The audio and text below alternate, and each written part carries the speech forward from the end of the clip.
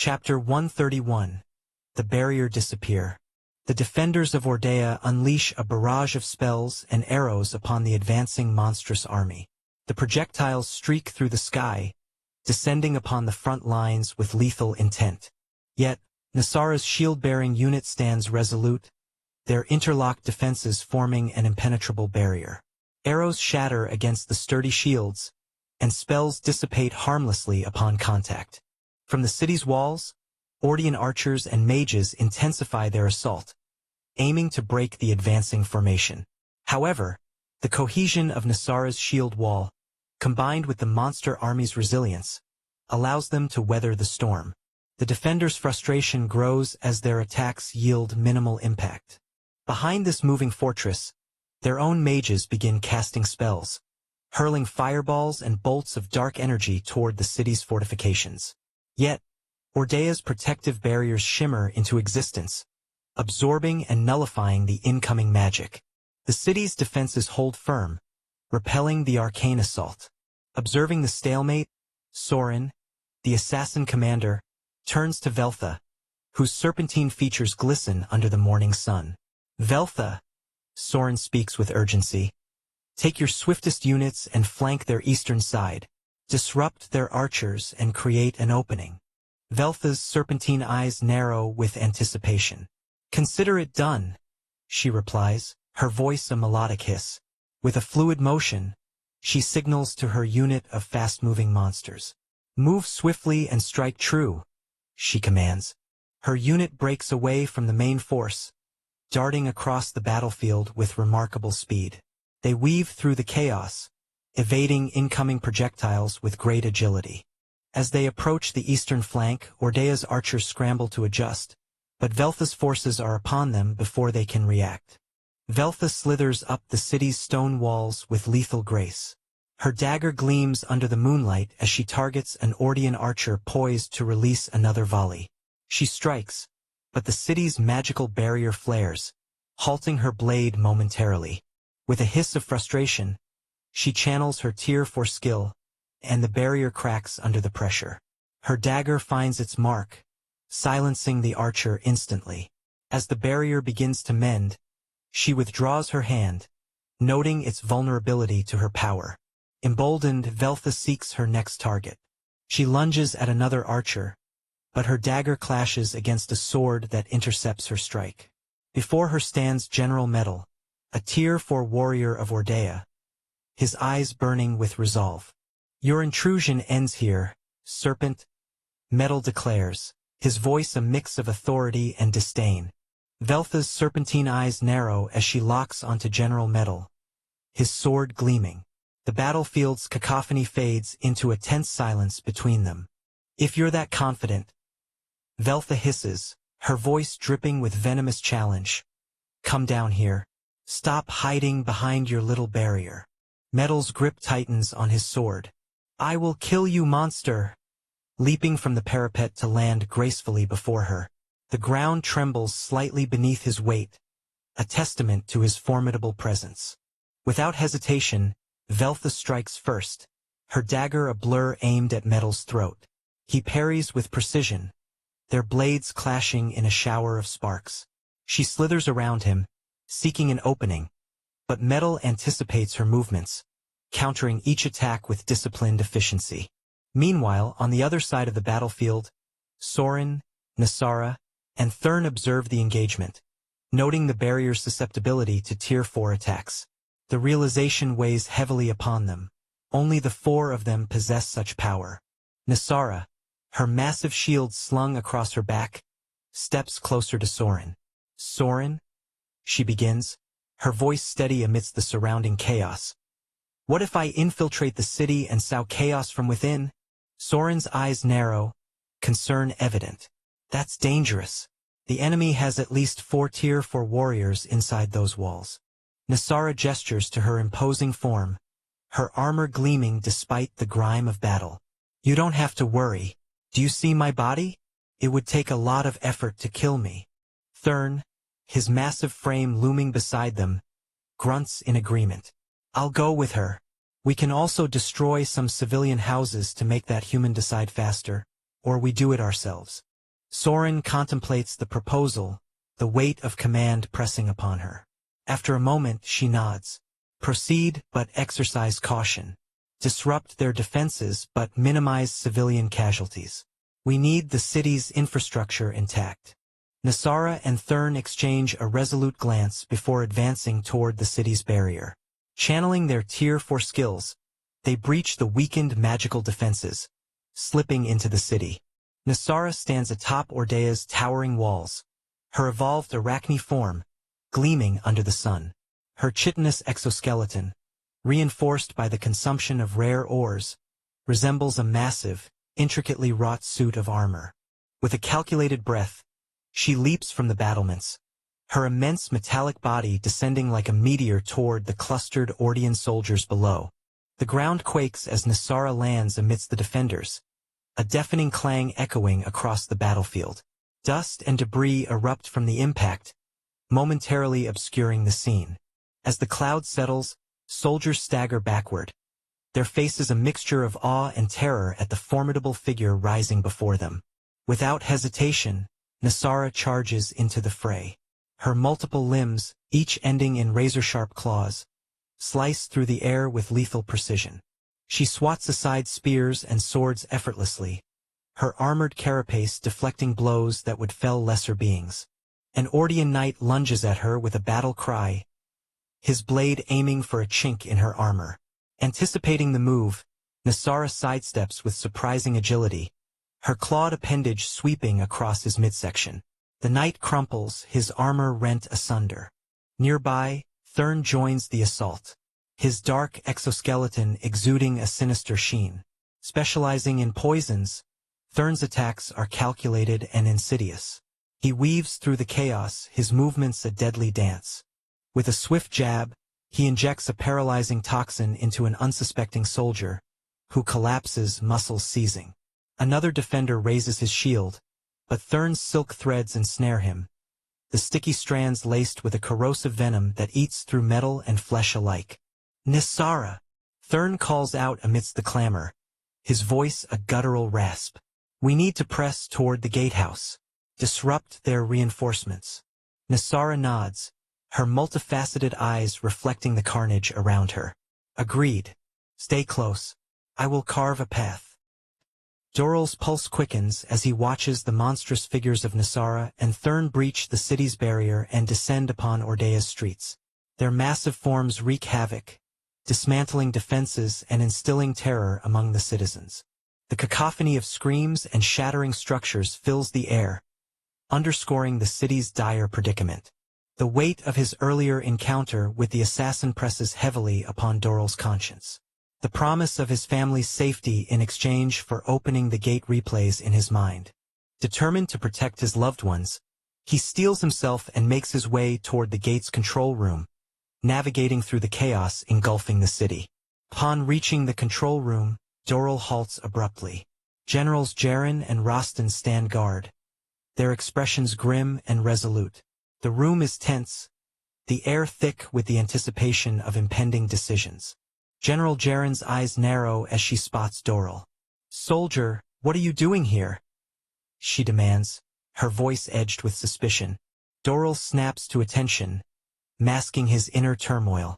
"Sir, 2 monsters have breached the city and are causing destruction. No one seems able to stop them." General Rostin's face darkens with concern. "What the hell are the others doing?" he growls, exchanging a glance with Jaren. Jaren's jaw tightens. "We can't afford to lose our soldiers. Rostin, let's move." Without further hesitation, the 2 generals push past Doral, their focus solely on confronting the immediate threat. As their footsteps fade into the tumult outside, Doral is left alone in the control room, the lever to the city's gate mere steps away. Doral's gaze fixes on a glowing orb beside the lever, undoubtedly the barrier's core.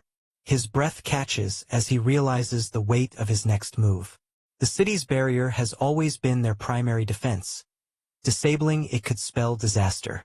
But the memory of the assassin's proposition and the images of his family flash through his mind.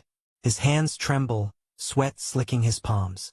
He clenches his fists, trying to steady himself. "It's for them," he murmurs, voice barely audible. Drawing his sword, he hesitates, the blade hovering over the orb. A storm of doubt rages within him, but the distance screams and the thought of his wife and son steel his resolve. With a swift motion, he brings the sword down. The orb shatters, releasing a pulse of energy that sends him stumbling back. The room dims momentarily, and a low hum that had always been present fades away. The barrier is down. Heart pounding, Doral turns to the lever. His fingers curl around it, knuckles whitening. He takes a deep breath, whispering a silent apology to his comrades. Then, with a grunt, he pulls. The mechanisms groan in protest, gears grinding as the massive gates begin to part. A gust of cold air rushes in, carrying with it the scent of damp earth and something more ominous. Doral steps back, the weight of his actions pressing heavily upon him. As the barrier dissipates and the city's gates begin to creak open, the monster soldiers who had been held at bay surge forward with a collective roar.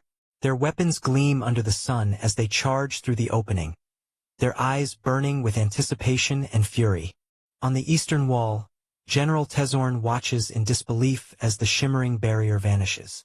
His eyes widen, and he grips the battlement tightly, knuckles whitening. "What the hell happened?" Tezorn mutters, his voice barely above a whisper. "The barrier, it's gone." Chapter 132. Prince Asdri of Valgro's Kingdom. As the barrier collapses and the gates groan open, the monstrous horde surges forward with a deafening roar. Human soldiers, already in defensive positions, tighten their grips on weapons and shields, bracing for the onslaught. The two forces collide with earth-shaking intensity. Despite their discipline and training, the human soldiers are swiftly overwhelmed.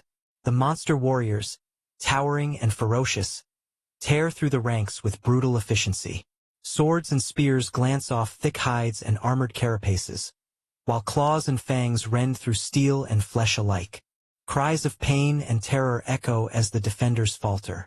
Atop a nearby hill, General Varkas observes the battlefield. His form stands tall, fur bristling in anticipation. His keen eyes scan the chaos below, noting the swift collapse of human defenses. A low growl escapes his throat, a mixture of satisfaction and anticipation. Looking up, his keen eyes fixate on the faint shimmer in the sky, a telltale sign of invincibility.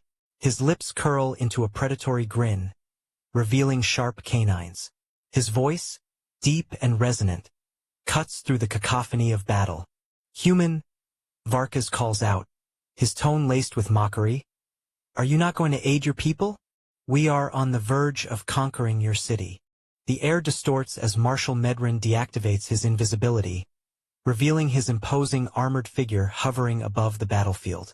His expression remains stoic, unreadable. Without a word, he ascends higher into the sky, distancing himself from the fray.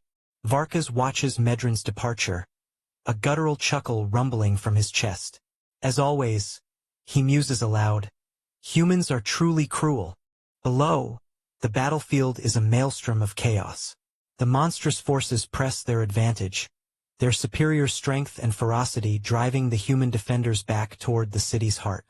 General Varkas's piercing eyes scan the battlefield, observing his monstrous soldiers overwhelming the human defenders. The clash of steel, the cries of the wounded, and the scent of blood permeate the air. His forces press forward relentlessly, their sheer ferocity and strength driving the humans back toward the city's heart. Even the enemy generals struggle against his commanders, who are systematically dismantling the human leadership. Varkas stands atop a small rise, his lycanthropic form exuding dominance. He doesn't need to engage. His army is executing his strategy flawlessly. His ears twitch as he picks up the sounds of combat. Clashing weapons, desperate shouts, and the heavy thud of bodies hitting the ground. Nearby, Nasara confronts General Jaren. The human general's sword flashes in the sunlight as she delivers a series of precise strikes. Nasara parries effortlessly with her chitinous limbs, her multifaceted eyes reflecting Jaren's determination. "You're resilient," Nasara acknowledges, her voice a melodic hiss. But resilience won't save your city. Jaren grits her teeth, sweat streaming down her face. As long as we draw breath, we'll fight. Nasara's mandibles click in amusement. Then prepare to be breathless. With a swift motion, she entangles Jaren's sword arm in a web of silk, yanking the weapon away. A swift kick sends the general sprawling. Varkas observes these encounters with satisfaction. His commanders are executing their roles with precision, breaking the human leadership and morale. The city's defenses crumble, and victory seems imminent. He turns his gaze toward the central keep, where the remaining human forces are making a final stand. Varkas signals the advance. The monstrous horde moves forward, an unstoppable tide poised to claim the city. In the heart of Valgro's kingdom's capital, within the palace's concealed chamber, King Rewalt stands before a shimmering teleportation portal. The portal's swirling energies cast an ethereal glow across the stone walls, illuminating the king's contemplative expression. This gateway connects to one of the 3 major continents, a testament to the kingdom's expansive reach. King Rewalt's gaze remains fixed on the portal, anticipation evident in his stance.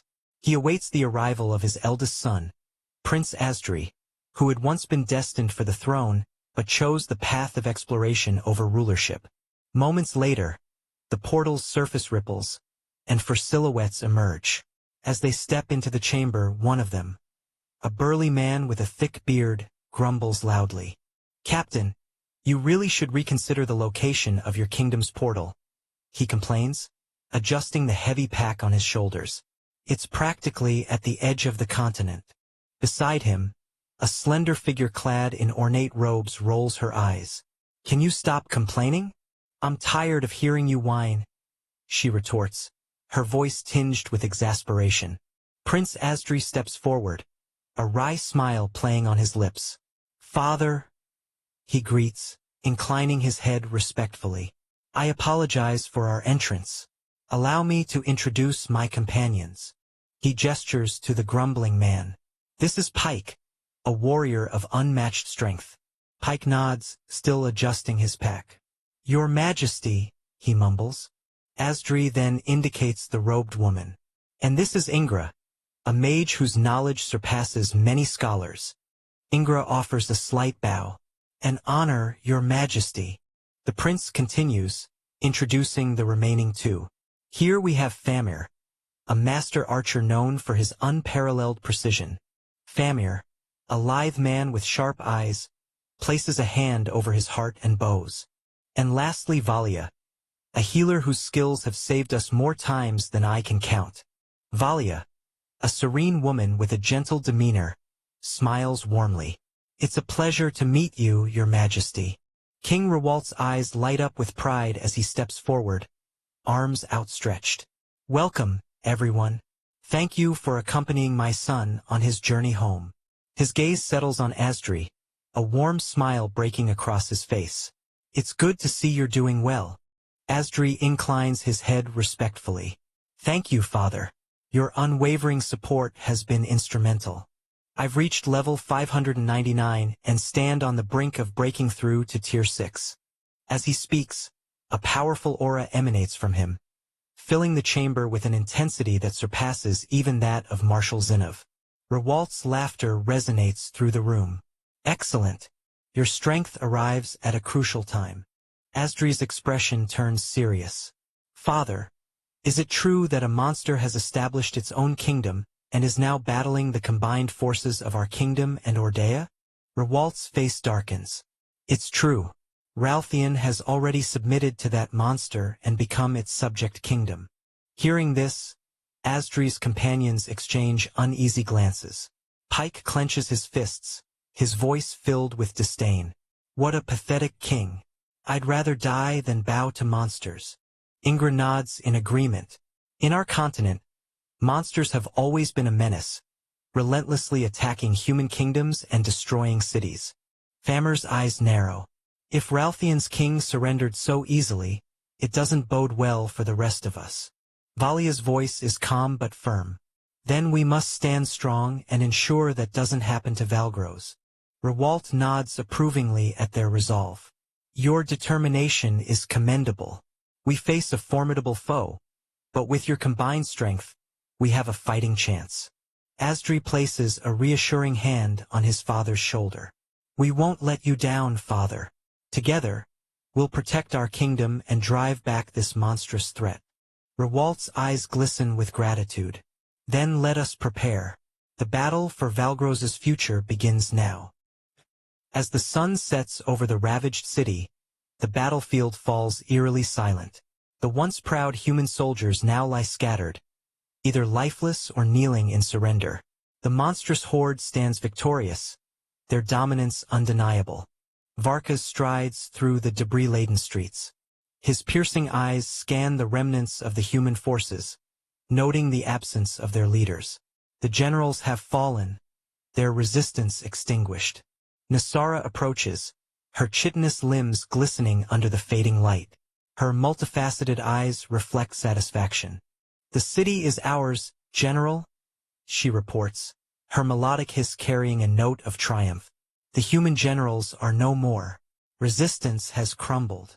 Varkas nods, a predatory grin revealing sharp canines. Well done, Nasara. Our victory here sends a clear message to those who would oppose us. As the monstrous forces secure their victory, the battlefield quiets, save for the occasional groan of the wounded. Amidst the aftermath, a lone human soldier, his armor dented and face smeared with grime, approaches General Varkas and Commander Nasara. His hands tremble slightly, and his eyes dart nervously. "Excuse me," he stammers, voice wavering. "I'm Doral. I did what you asked. Where is my family?" Nasara's multifaceted eyes gleam with recognition. "Ah, so you're the one who dismantled the barrier and opened the gates." She hisses, a hint of amusement in her tone. Varkas steps forward, his towering lycanthropic form casting a shadow over Doral. "Rest assured, human," he rumbles, voice deep and resonant. "Your family, along with most civilians, are safe. Your actions have not gone unnoticed, and you shall be rewarded." At that moment, Soren, a lithe figure with sharp features, approaches. "I can escort you to your family," she offers, her tone softer than the others. As Doral walks alongside Soren through the war-torn streets, the weight of his actions presses heavily upon him. The path is lined with detained human soldiers, their expressions a mix of exhaustion and simmering rage. Whispers ripple through their ranks, growing louder and more hostile. "That's him," one soldier mutters, eyes narrowing. "The traitor who sold us out." Another sneers. "Hope your 30 pieces of silver were worth it, Doral." Doral's steps falter, his face flushing with a mix of shame and frustration. He clenches his fists, trying to ignore the barbed words. A voice calls out, dripping with venom. "How does it feel to betray your own kind? To watch your comrades die because of you?" Stopping abruptly, Doral turns to face them, his eyes blazing. "You think I wanted this?"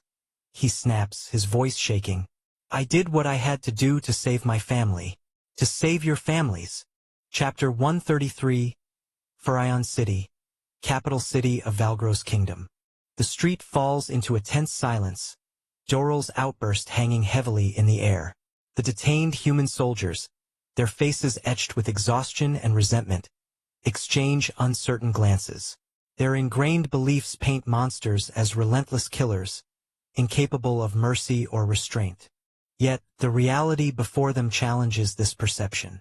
Unbeknownst to the human soldiers, the monster army undergoes rigorous training to master their emotions, achieving a level of discipline that often surpasses that of humans. This control enables them to act strategically, rather than succumbing to base instincts. One soldier, his voice tinged with reluctant realization, breaks the silence. Maybe he has a point. Our families are unharmed." Another, still grappling with the weight of the situation, mutters, "But they're monsters. How can we trust them?" A third, his tone softer, reflects, "Perhaps we've misjudged them. Their actions speak differently than we expected." Soren, observing the shifting sentiments, speaks gently to Doral. "Come, let's reunite you with your family." Doral nods, a glimmer of hope in his eyes, and continues down the path, leaving the soldiers to ponder the complexities of their new reality. A day has passed since the city's fall. The monster forces have established control, and the human soldiers face a choice: surrender and serve, or resist and face the consequences. In the central square, General Varkas addresses the assembled captives. "Humans," he begins, his deep voice resonating, "you are now our captives, and don't think we will let you go. Your city is under our control. However, we offer you a path forward." Murmurs ripple through the crowd.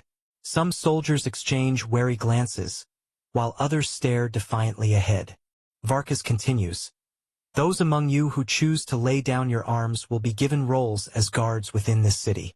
You will maintain order among your own people, ensuring their safety and well-being."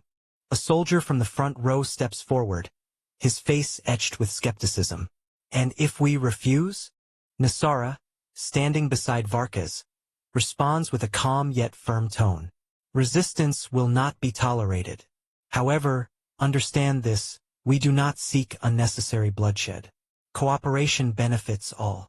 Another soldier, younger and visibly shaken, asks, "What guarantees do we have that our families will remain safe?" Varkas meets his gaze. "Your families are under our protection. Your decision will not affect their safety. Our quarrel was with your rulers, not civilians." The crowd remains silent, the weight of the decision pressing upon them. After a moment, an older officer steps forward. "I will serve as a guard. If it means preserving what's left of our city and people, it's a duty I'm willing to undertake." Slowly, more soldiers nod in agreement, stepping forward to join the ranks of the city's new guards. However, a faction remains unmoved. One of them, a hardened veteran with no family ties in the city, speaks up. "I won't bow to monsters. I'd rather face whatever consequences you have in store." Varkas regards him for a long moment before nodding. "So be it.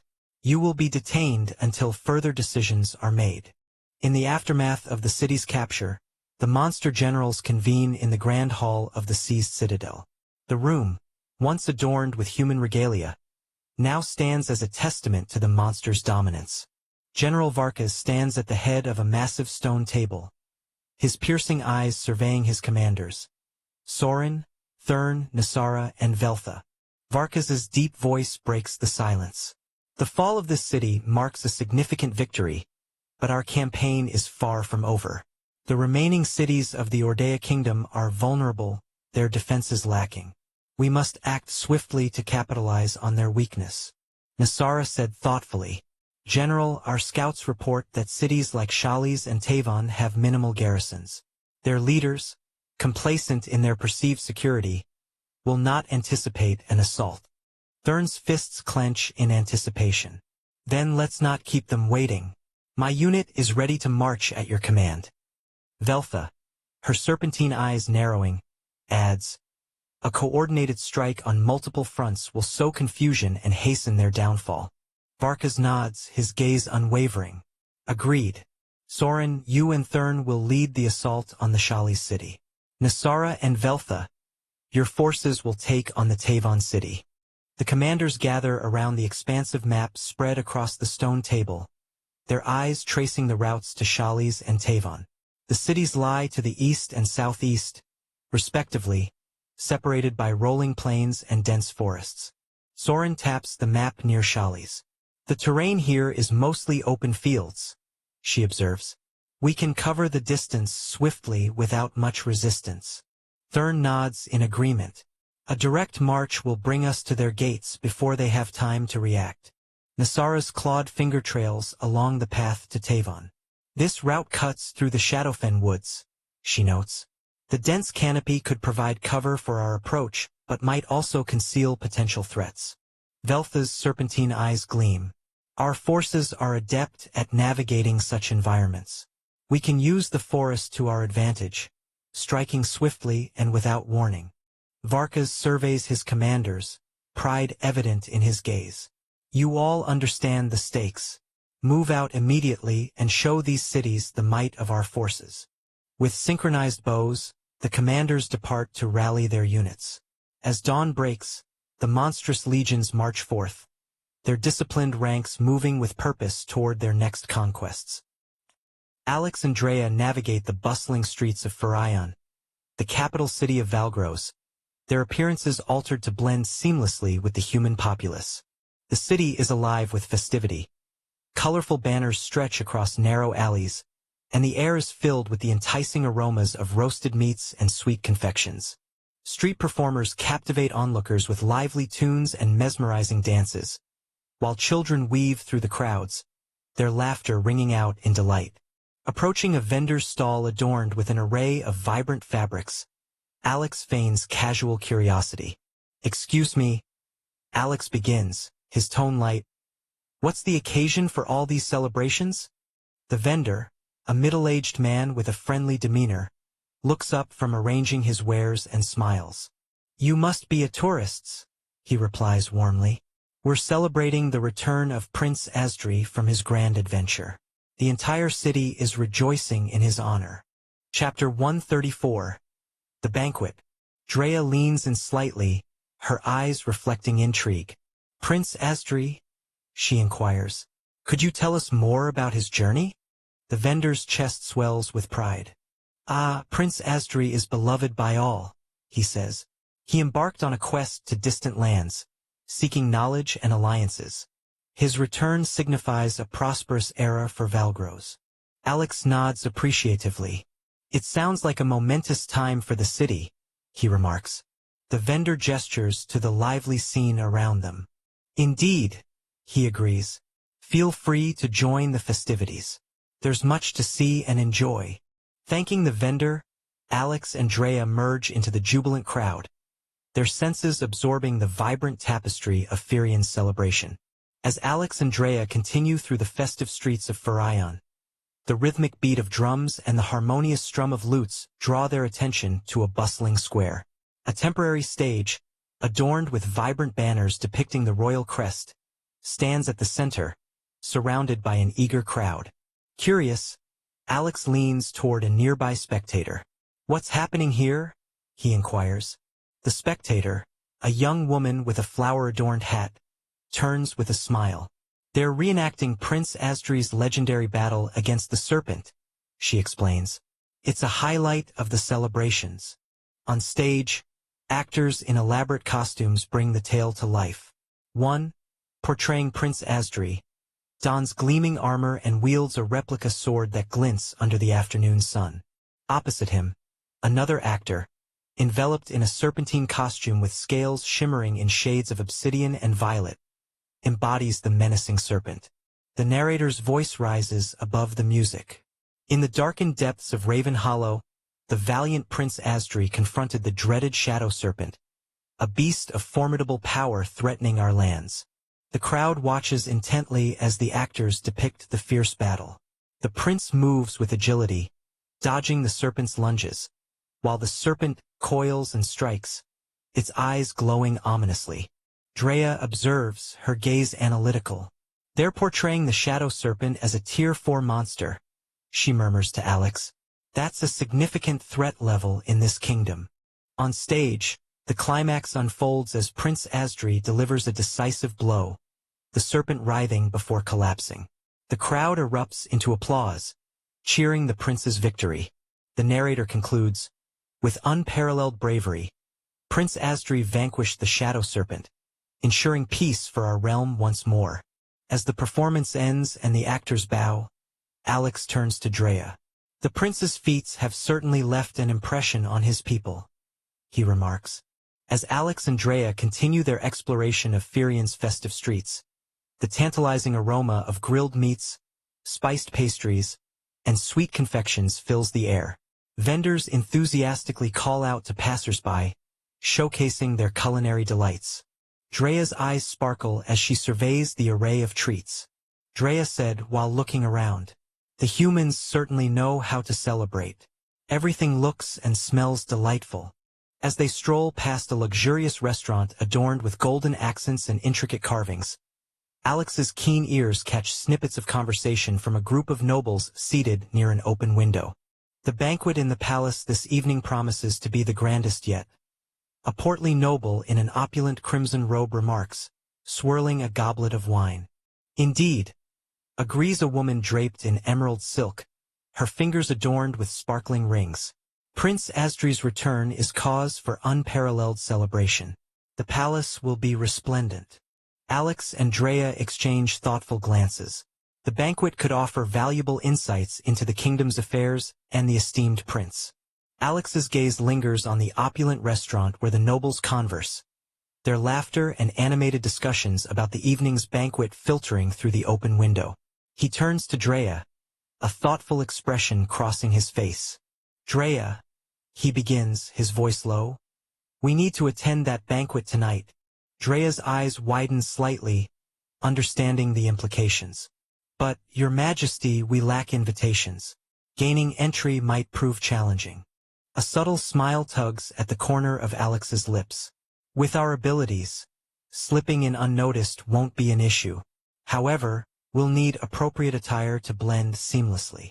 Drea nods in agreement, her demeanor shifting to that of a dutiful attendant. Understood, Your Majesty. Shall we procure suitable garments for the occasion?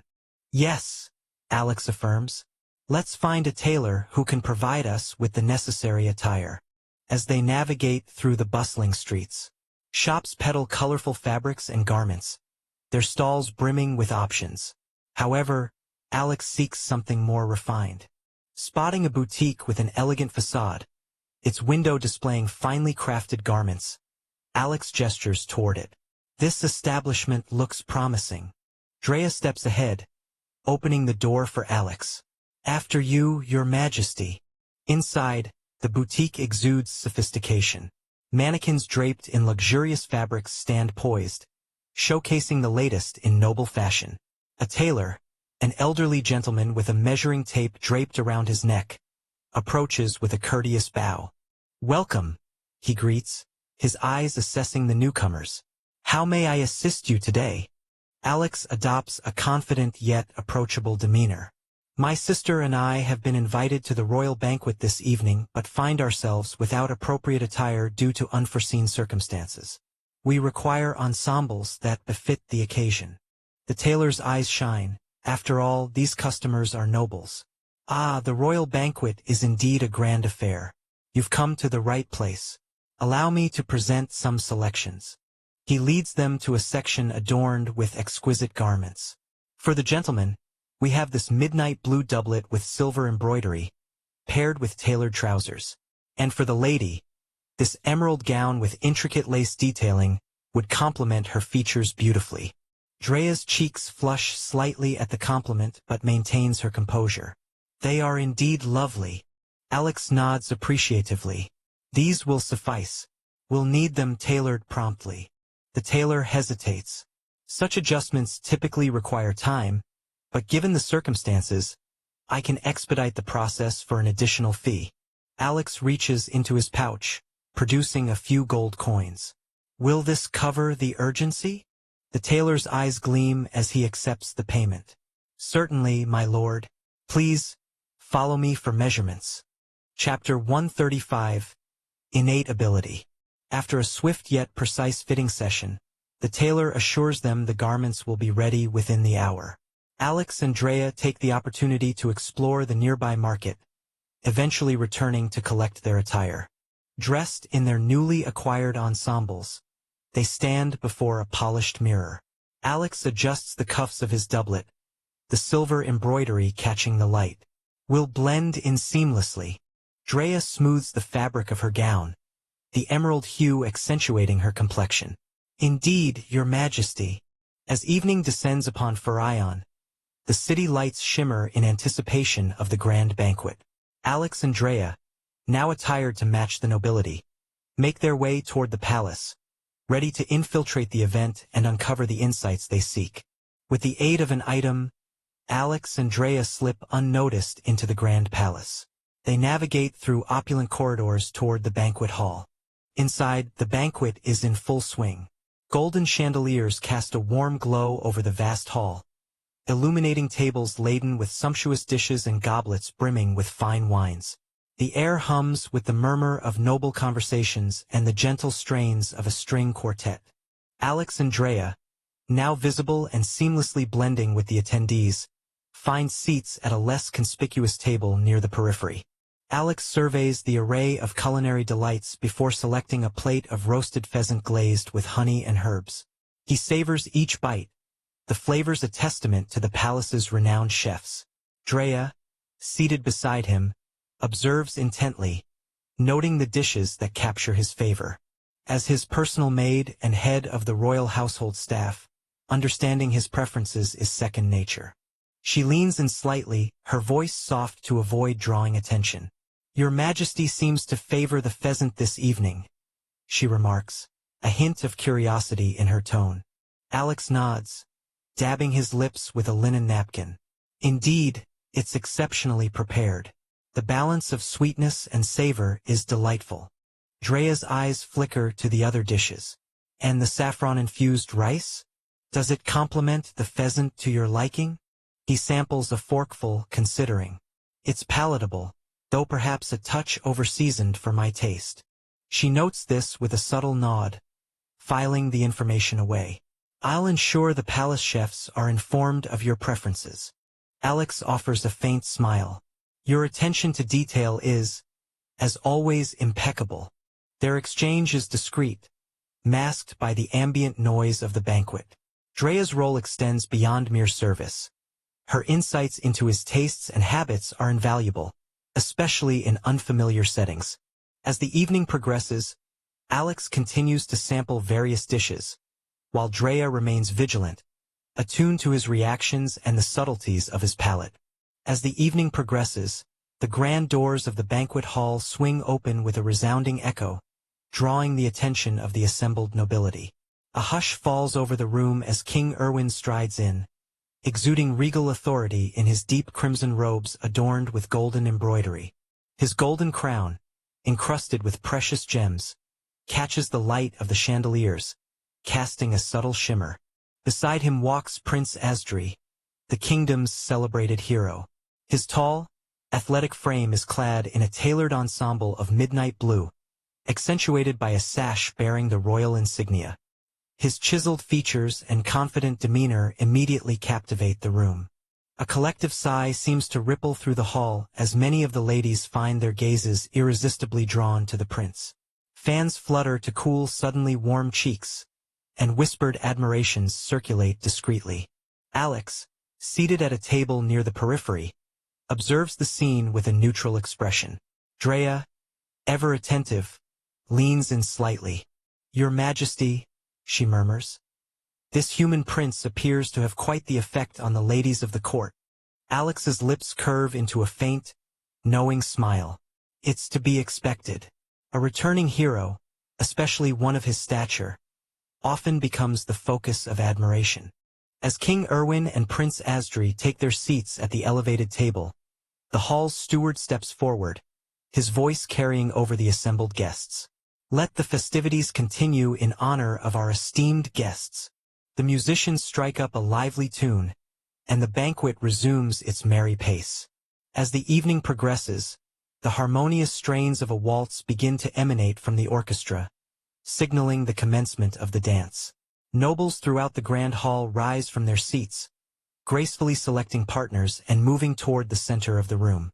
The atmosphere is charged with anticipation, yet many eyes subtly drift toward Prince Asdri, awaiting his choice. Seated beside Alex at their table on the periphery, Drea observes the unfolding scene with quiet interest. When Prince Asdri stands and begins to stride purposefully across the dance floor, she assumes he is approaching one of the many eager noblewomen vying for his attention. However, as the prince's path becomes clear, a ripple of surprise courses through the assembly. Conversations hush, and all eyes follow his trajectory, directly toward Alex and Drea's table. Alex's brow furrows slightly, his posture tensing as he senses the shift in the room's focus. Halting before their table, Prince Asdri offers a courteous bow, his eyes locking onto Drea's. "My lady," he begins, his voice smooth and resonant. "Would you honor me with this dance?"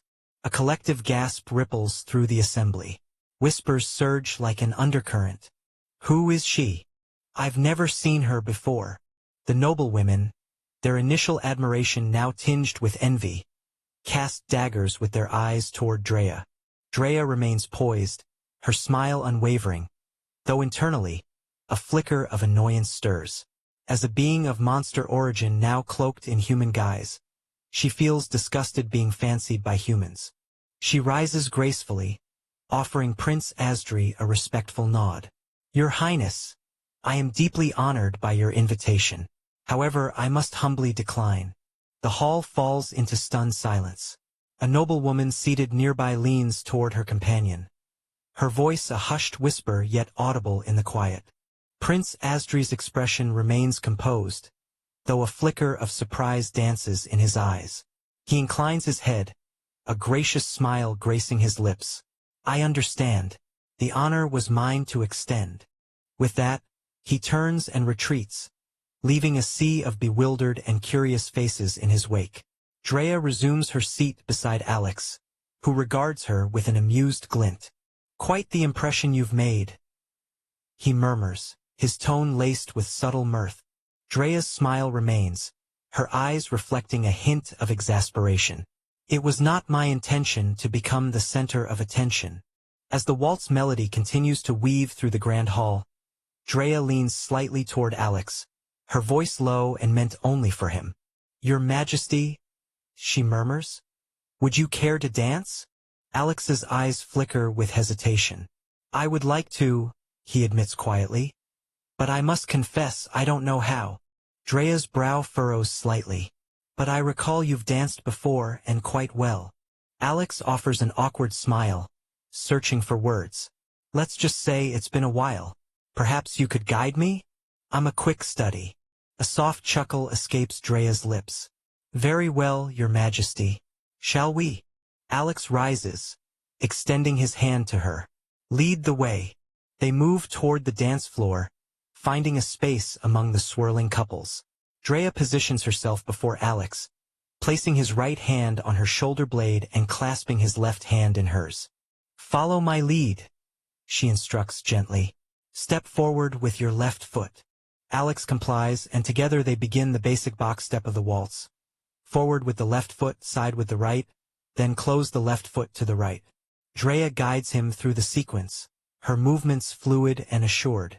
Alex mirrors her steps, his confidence growing with each measure.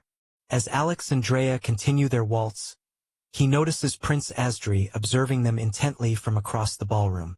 A subtle smirk tugs at Alex's lips as he recalls the information he gleaned earlier using his system. Drea, Alex murmurs, maintaining the rhythm of their dance. Did you observe Prince Asdri's reaction when you declined his invitation? Drea's eyes flicker toward the prince briefly before returning to Alex. I did, Your Majesty. He seemed surprised but remained composed. Alex's smirk deepens. Indeed, there's more to him than meets the eye. He possesses an innate ability, a sixth sense. Drea raises an eyebrow, intrigued. A sixth sense? Like an enhanced intuition. Precisely, Alex confirms. As you already know, some individuals are born with unique talents that set them apart. This sixth sense allows one to perceive dangers or subtleties that others might overlook. It's a rare gift. As they continue to waltz, Alex maintains a composed expression, his eyes subtly scanning the room to ensure their conversation remains private. Though, he continues, I'm uncertain if Prince Asdri is aware of his own innate ability. Drea considers this, her gaze steady. Your Majesty, if he were aware, wouldn't he have already attempted to have us arrested? Alex nods slightly, acknowledging her point. I suppose you're right. It's best we take our leave now. Though Alex feels no fear, he wishes to avoid causing a scene at this moment. There are still matters to attend to in Valgros. With a final graceful turn, they conclude their dance. Alex offers a polite bow to Drea, who curtsies in response. Together, they navigate through the throng of nobles, their exit as unremarkable as their entrance. After slipping away from the palace unnoticed, Alex and Drea navigate the dimly lit streets of Pharaon. The city's nightlife is vibrant, with lanterns casting a warm glow over bustling marketplaces and lively taverns. They proceed toward the most luxurious inn in the city, the Gilded Lily, its reputation for discretion and comfort unmatched. Chapter 136, Silvercrest Auction House, Part 1. The following morning, Alex and Drea make their way through Firian's bustling streets toward the esteemed Silvercrest Auction House. The establishment's grand facade mirrors that of the renowned auction house in Ralphian, suggesting a shared heritage. The building's marble columns and intricate carvings exude an air of exclusivity, hinting at the treasures within. As they approach the entrance, two imposing guards in polished armor cross their halberds, barring entry. "Apologies," one guard states firmly, his gaze assessing their attire. "Access is restricted to nobility and individuals of distinguished status. Today's auction is under the patronage of Prince Asdri and his esteemed companions. The items presented are of exceptional caliber." Alex exchanges a glance with Drea, a flicker of frustration crossing his features. He then recalls the token bestowed upon him by the elderly at the Ralphian auction house. Reaching into his inner pocket, he retrieves the ornate emblem and presents it to the guard. Upon seeing the token, the guard's eyes widen in recognition and surprise. He straightens his posture, his demeanor shifting to one of deference. "My sincerest apologies, sir," the guard says, stepping aside promptly. "This token signifies the highest level of patronage within our establishment. Please, allow me to inform my superior of your arrival." The guard gestures for them to enter, his previous sternness replaced with respectful urgency. Alex and Drea exchange a brief, knowing look before proceeding into the opulent interior of the auction house.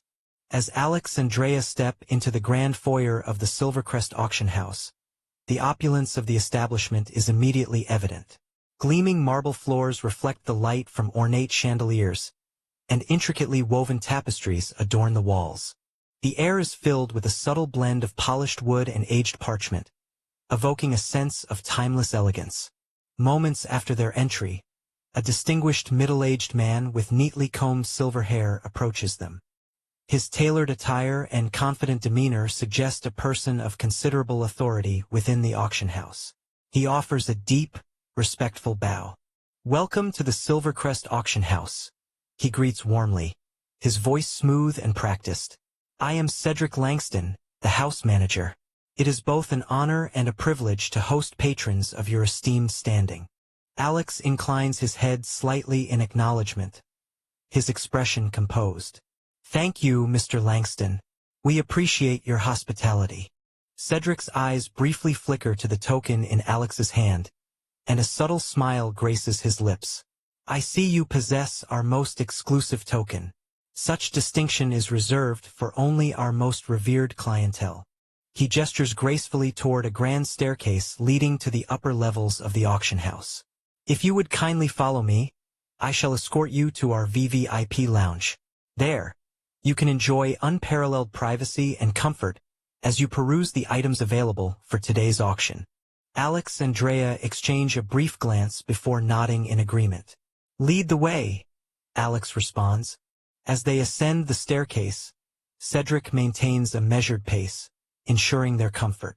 The corridor they traverse is lined with exquisite artworks and display cases housing rare artifacts, each piece meticulously curated to showcase the auction house's prestigious collection.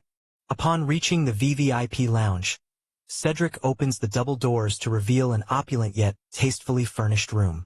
Plush velvet seating in deep emerald hues is arranged around a polished mahogany table, upon which rests a selection of fine wines and delicate hors d'oeuvres. Floor-to-ceiling windows offer a panoramic view of the cityscape, allowing natural light to bathe the room in a warm glow. Cedric steps aside, allowing them to enter. "Please make yourselves comfortable. Should you require any assistance or have specific requests regarding the auction items, do not hesitate to summon me." Alex leans forward slightly, his gaze meeting Cedric's. "Mr. Langston," he begins, his tone measured, "I have several items I wish to place in today's auction." Cedric's eyebrows lift marginally, a flicker of intrigue crossing his features. "Of course, sir. he responds smoothly. May I inquire about the nature of these items? Reaching into a satchel at his side, Alex retrieves two meticulously bound tomes, their covers embossed with arcane symbols. He places them gently on the mahogany table between them. These are a Tier 4 skill book and a Tier 4 spell book, Alex states plainly. Cedric's eyes widen almost imperceptibly, his composed facade momentarily slipping. Tier 4, you say? He echoes, a hint of astonishment in his voice. Alex nods. Indeed. I understand their rarity and the potential interest they might garner. Cedric's fingers hover over the tomes, not quite touching them, as if in reverence. Sir, Tier 4 skill and spell books are exceedingly rare. The last time such an item was presented, it caused a significant stir throughout Valgros. Alex allows a slight smile. I anticipate these will draw similar attention. Cedric composes himself, nodding thoughtfully. Undoubtedly. Is there anything else you wish to consign? Alex reaches once more into his satchel, this time producing a sword of impeccable craftsmanship. The blade gleams even in the subdued lighting, its edge razor-sharp, and the hilt adorned with intricate engravings. This Tier 4 sword, Alex presents, laying it beside the tomes. Cedric examines the weapon, admiration evident in his eyes. A remarkable piece, he comments. Alex's gaze sharpens. There's more. This sword houses an embedded skill, allowing the wielder to utilize it instantly without prior learning. Cedric's head snaps up, disbelief flickering across his face. An embedded skill? He repeats, as if ensuring he heard correctly. Alex affirms with a subtle nod. Cedric leans back slightly, exhaling slowly. Sir, if what you claim is accurate, this sword is beyond extraordinary. Announcing such an item would not only captivate Valgros but would likely draw Ordea's attention and prompt them to send a representative. Alex's expression remains neutral. I trust the Silvercrest auction house is equipped to handle such attention? Cedric straightens, a hint of pride in his posture. Rest assured, we are more than capable. However, discretion is paramount. With the current tensions involving Ralphian and their alignment with non-human entities, we must proceed cautiously. Chapter 137. Silvercrest Auction House. Part 2. Alex inclines his head. I understand. I leave the particulars in your capable hands. Cedric rises, carefully gathering the items. Thank you for entrusting us with these treasures. I will personally oversee their authentication and ensure they are presented appropriately. Cedric's gaze lingers on the exceptional items Alex has presented, his mind already calculating the immense interest they will generate. He straightens, his professional demeanor returning. Sir, Cedric begins, in light of the extraordinary nature of these items, I propose we delay today's auction by an hour to properly announce their inclusion. This will allow us to inform our esteemed clientele and ensure that these treasures receive the attention they deserve. Alex nods, his expression calm and understanding. That's acceptable. I can wait. Excellent, Cedric responds, relief evident in his tone. I shall make the necessary arrangements immediately. With a respectful bow, Cedric departs the VVIP lounge, leaving Alex and Drea in the opulent room. News of the upcoming auction featuring Tier 4 skill and spell books, along with the remarkable sword housing and embedded skill, spreads rapidly throughout Valgros. Messengers are dispatched to noble estates, mercenary guilds, and influential figures across the kingdom. The announcement causes a stir, as such rare and powerful skills or spells are seldom available for public bidding. In the opulent VVIP lounge of the Silvercrest auction house, Prince Asdri and his companions, Pike, Ingra, Famir, and Valia, are comfortably settled, anticipating the commencement of the day's auction. The room exudes luxury, with plush seating and a selection of fine refreshments at their disposal. The door opens quietly, and Cedric Langston, the house manager, enters with a composed demeanor. He approaches the prince and offers a respectful bow. Your Highness, Cedric begins, his tone measured. I must inform you of a slight delay in today's proceedings. The auction will be postponed by 1 hour. Prince Asdri raises an eyebrow, curiosity piqued. A delay? What is the cause, Mr. Langston? Cedric maintains his professional composure. A distinguished gentleman has presented several exceptional items for auction, including Tier 4 skill and spell books.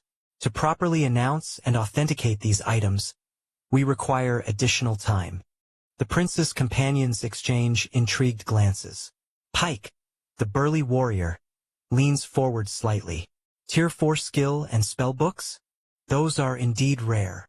Cedric nods in agreement. Indeed they are.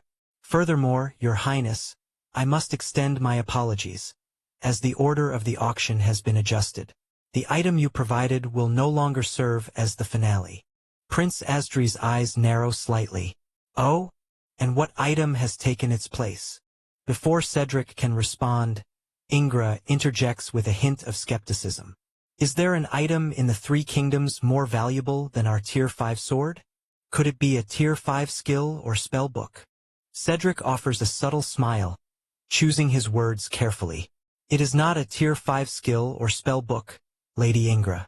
The item in question is a Tier 4 sword. However, its unique attributes elevate its value beyond that of a standard Tier 5 weapon. Famir tilts his head in curiosity. A Tier 4 sword surpassing a Tier 5? What makes it so extraordinary? Cedric maintains his composed demeanor. I am bound by discretion and cannot divulge specific details at this moment. However, I assure you that all will be revealed during the auction. Valia offers a gentle smile. It seems today's auction will be more eventful than anticipated. Prince Asdri leans back in his chair, a thoughtful expression on his face. Very well, Mr. Langston. We shall await the auction's commencement with heightened interest. Cedric bows respectfully.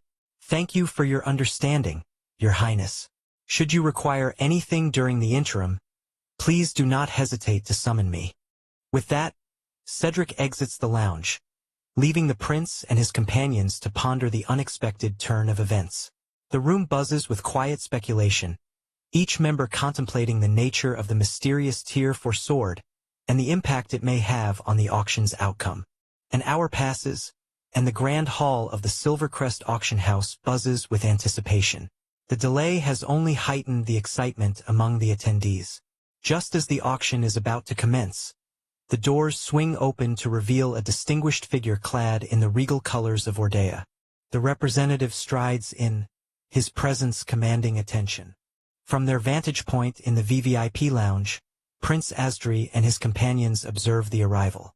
It seems Ordea has sent someone after all, Ingra remarks, her eyes narrowing as she watches the representative take a prominent seat near the front. Pike grunts, crossing his arms. Expected. News of Tier 4 skill book and spell book would draw even the most reserved parties. Famir nods in agreement. Their interest mirrors ours. Let's see how this unfolds. A hush falls over the hall as Cedric Langston ascends the podium, his demeanor poised and professional. He surveys the assembled guests before speaking. Esteemed guests, he begins, his voice resonating through the chamber. We appreciate your patience. The Silvercrest Auction House is honored to present an array of exceptional items today. Without further ado, let us commence. An attendant approaches, presenting a velvet cushion upon which rests a leather-bound tome embossed with a warrior's emblem. Our first offering, Cedric announces, is a Tier 3 warrior skill book, Blade Dance. This tome imparts the wielder with advanced combat techniques, enhancing agility and precision in battle. Bidding starts at 20,000 gold coins. A merchant from the Eastern Territories raises his paddle. 25,000. A noblewoman adorned in emerald silks counters. 30,000. From the VVIP lounge, Ingra leans slightly forward, observing the bids with keen interest. A burly man, likely a mercenary leader, raises his voice. 40,000. The representative from Ordea in the VVIP room remains composed, observing the proceedings without participating. Cedric's gaze sweeps the room. The bid stands at 40,000.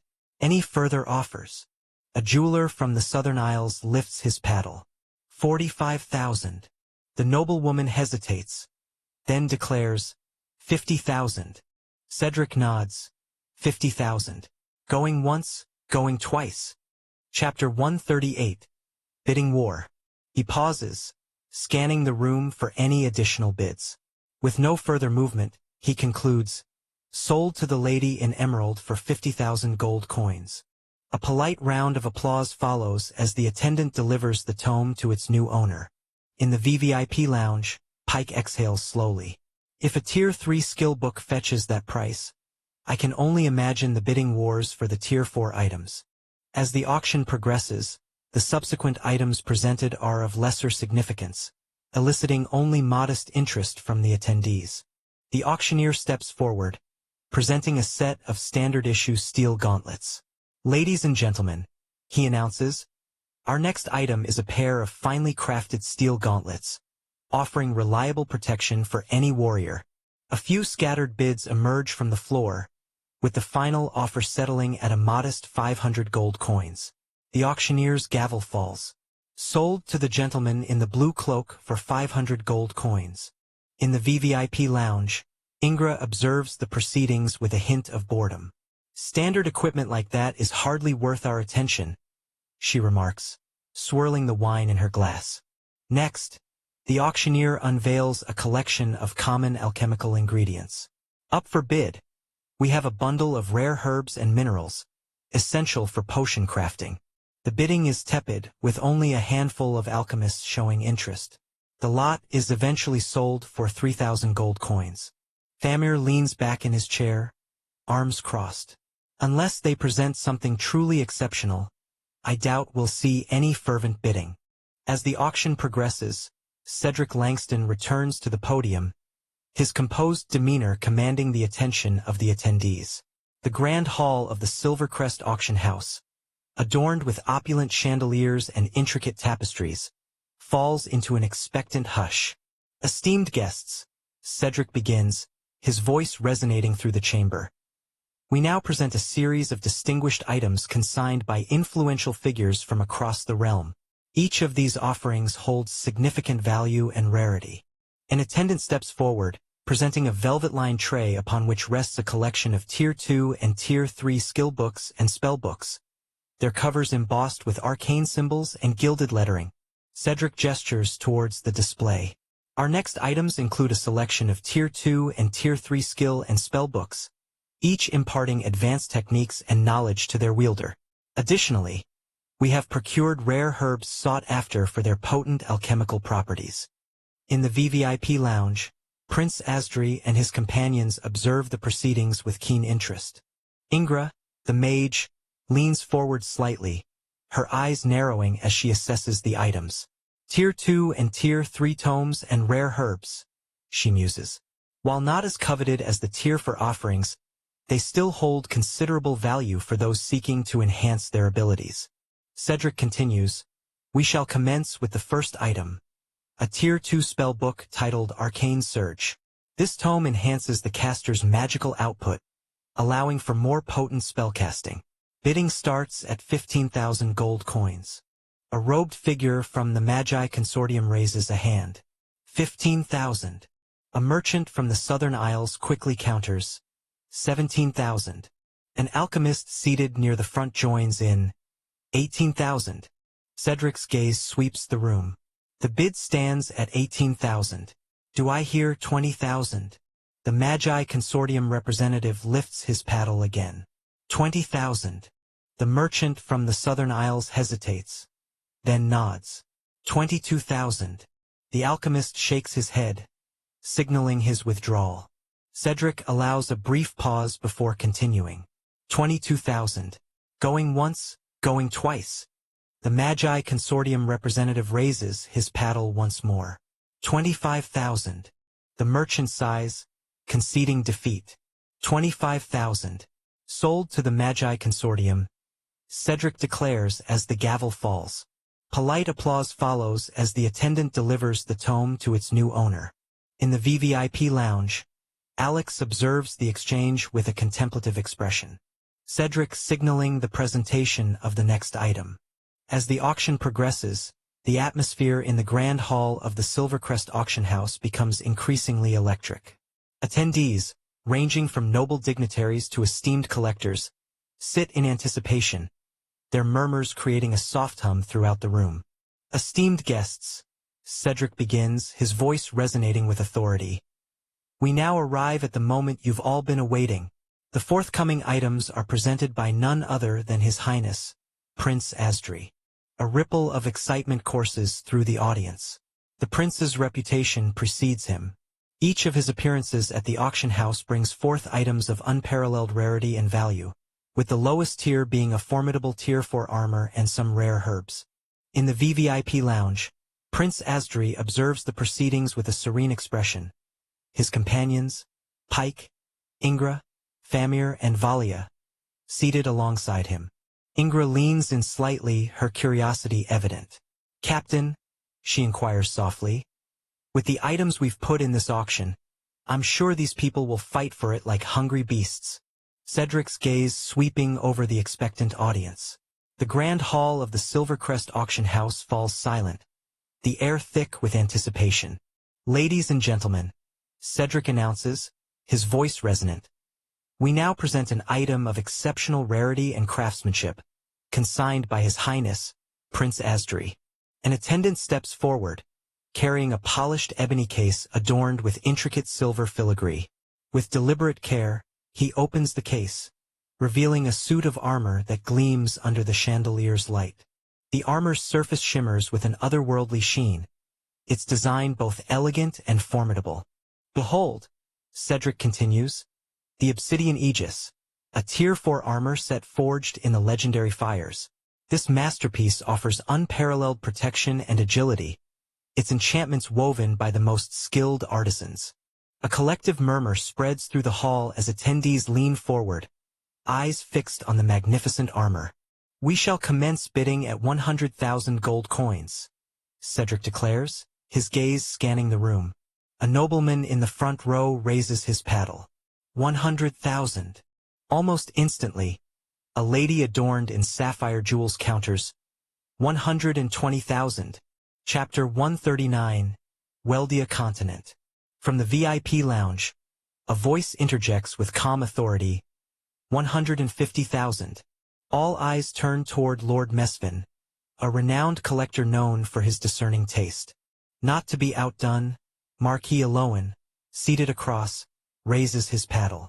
175,000. The bids escalate rapidly. 200,000. Calls a viscount from the Eastern Territories. 250,000. Responds a duchess, her eyes gleaming with determination. In the VVIP lounge, Ingra observes the fervor with a smirk. They're like vultures over carrion, she murmurs. Pike leans back, a subtle smirk playing on his lips. Captain, he murmurs, addressing Prince Asdri.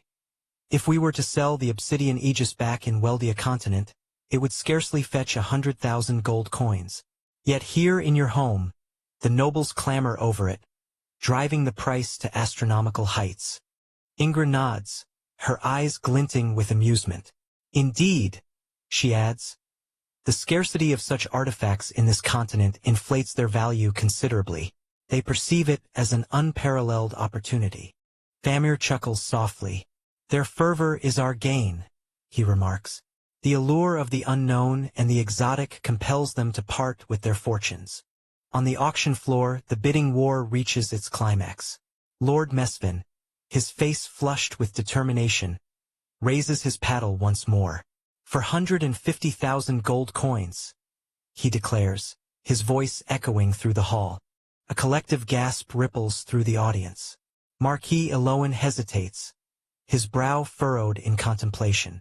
After a tense moment, he exhales sharply and lifts his paddle. 500,000 gold coins, he announces, his tone resolute. Cedric's eyes sweep the room, gauging for further bids. The hall falls into a hushed silence, the weight of the moment palpable. After a measured pause, Cedric raises his gavel. 500,000 gold coins, he reiterates. Going once, Going twice. He pauses, allowing the anticipation to build. With no further bids forthcoming, Cedric brings the gavel down with a decisive thud. Sold to Marquis Aloan for 500,000 gold coins, he announces. A wave of applause cascades through the hall as the attendant carefully closes the ebony case containing the obsidian aegis. With deliberate steps, he delivers the prized artifact to its new owner. As the obsidian aegis is delivered to Marquis Aloan, the auction continues with a series of exceptional items, each fetching impressive sums. A Tier 4 enchanted longsword garners 300,000 gold coins, while a set of rare alchemical elixirs commands 250,000. The momentum persists, with each subsequent item achieving prices well into the hundreds of thousands. In the VVIP lounge, Famir leans forward, his eyes wide with astonishment as he watches the bids escalate. He turns to Asdri, a broad grin spreading across his face. "Captain," Famir exclaims, his voice tinged with incredulity. "We're rich now. I can't believe we're amassing this much gold from these auctions." Pike chuckles softly, his gaze fixed on the auction floor below. "It's remarkable indeed," he agrees. "The demand here in the Three Kingdoms far surpasses that of Weldia. Our decision to bring these artifacts to this market has proven exceedingly profitable." Cedric Langston, ever the consummate auctioneer, steps forward with measured grace. His eyes, sharp and discerning, sweep over the assembled nobility and collectors. With a subtle nod to the attendants, he signals the unveiling of the knight's piece de resistance. "Esteemed guests," Cedric begins, his voice resonant and commanding. "We have now arrived at the moment you have all been awaiting, presented by none other than His Highness, Prince Asdri. We are honored to showcase an artifact of unparalleled craftsmanship and power." Two attendants, clad in immaculate attire, approach the center stage with deliberate steps. Between them, they carry an elongated ebony case, its surface adorned with intricate silver filigree that seems to dance under the ambient light. The weight of the moment is tangible. Conversations cease, and the room is enveloped in an almost reverent silence. With a synchronized motion, the attendants place the case upon the velvet-draped podium and unlatch its ornate clasps. As the lid is gently lifted, the room collectively leans forward, breaths held in anticipation. Nestled within the plush interior lies the Tier 5 sword, Eclipse. Its blade, forged from a rare unknown metal, exudes a subtle luminescence, shifting between hues of midnight blue and silver as it catches the light. The hilt, wrapped in dragonhide-like material, is crowned with a pommel shaped like a crescent moon, embedded with a sapphire that mirrors the night sky. Cedric allows a moment for the audience to absorb the majesty of the weapon before continuing. "Behold, Eclipse," he announces, his tone imbued with admiration. "A Tier 5 sword, masterfully forged in the celestial forges. Legends speak of its blade being tempered in the heart of a fallen star, granting it unparalleled sharpness and resilience. The wielder of Eclipse is said to command the very shadows, making it a coveted artifact for warriors and collectors alike." A murmur of awe ripples through the hall, though none dare break the solemnity with idle chatter. In recognition of its rarity and the masterful artistry involved in its creation, Cedric continues, "Bidding for Eclipse will commence at 1,000,000 gold coins." A moment of stillness ensues, the weight of the sum settling over the attendees. Then, from the left side of the hall, a paddle is raised with deliberate intent. 1,000,000 gold coins. A voice declares, belonging to Duke Lucius, known for his formidable armory and discerning taste. Almost immediately, a counteroffer emerges from the right. 1,200,000. Bids Lady Ronnie, her eyes gleaming with determination. The atmosphere becomes charged as paddles are raised in rapid succession. 1,500,000. 1,700,000. 2,000,000, interjects Lord Ayres, his voice cutting through the escalating bids with finality. Collective gasp resonates. 2,000,000 gold coins, a sum that underscores the unparalleled value of Eclipse. Cedric, maintaining his composure, scans the room for further bids. The attendees exchange glances, weighing the enormity of the amount. Chapter 140. A Tier 4 sword with a skill? The bidding war for Eclipse intensifies, with offers soaring beyond expectations. Duke Lucius raises his paddle confidently. 2,200,000 gold coins, he declares. Lady Rani, undeterred, counters swiftly. 2,400,000. The atmosphere in the auction hall is electric. Nobles and collectors exchange glances, the weight of the sums being offered evident on their faces. 2,600,000. A hushed murmur ripples through the audience. The sums being discussed are staggering, a testament to the sword's unparalleled craftsmanship. Marquis Aloan, who had previously secured the obsidian aegis, seems torn. His desire is evident, but he remains seated, perhaps mindful of his recent expenditure. Lady Rani, sensing an opportunity, makes her move. 2,800,000. She announces, her voice steady. The room holds its collective breath. All eyes turn to Duke Lucius and Lord Ayres, anticipating their responses. After a prolonged pause, during which the weight of the moment is palpable, Lord Ayres raises his paddle for what seems to be the final time. 3 million gold coins. A collective gasp echoes through the hall. The threshold has been crossed. The magnitude of the bid underscores the sword's legendary status. Cedric Langston, ever the consummate professional, allows the moment to settle before speaking. 3 million gold coins, he reiterates. Are there any further bids? The hall remains silent. Lady Rani, after a brief hesitation, offers a graceful nod, conceding the contest. Cedric raises his gavel. 3 million gold coins, going once, going twice. Just as the gavel begins its descent, a voice from the rear of the hall interrupts. 3,500,000. Heads swivel to identify the late entrant. It's the representative from Ordea. The envoy, a distinguished figure clad in robes adorned with arcane symbols, stands with an air of quiet authority. Cedric, momentarily taken aback, regains his composure swiftly. 3,500,000 gold coins. An impressive bid. Lord Ayres, clearly weighing his options, ultimately offers a respectful nod toward the Ordean representative, signaling his withdrawal from the contest. Cedric scans the room one final time. 3,500,000 gold coins, going once, going twice. He pauses, ensuring no further bids are forthcoming. Sold. To the esteemed representative from Ordea. A round of applause ensues, acknowledging both the winner and the extraordinary artifact that has just changed hands. As the grand hall of the Silvercrest auction house settles from the previous sale, Cedric composed demeanor commanding the room's attention. The chandeliers cast a warm glow over the expectant faces of nobles, collectors, and esteemed guests. Cedric's voice resonates through the hall. Ladies and gentlemen, we now present a remarkable offering.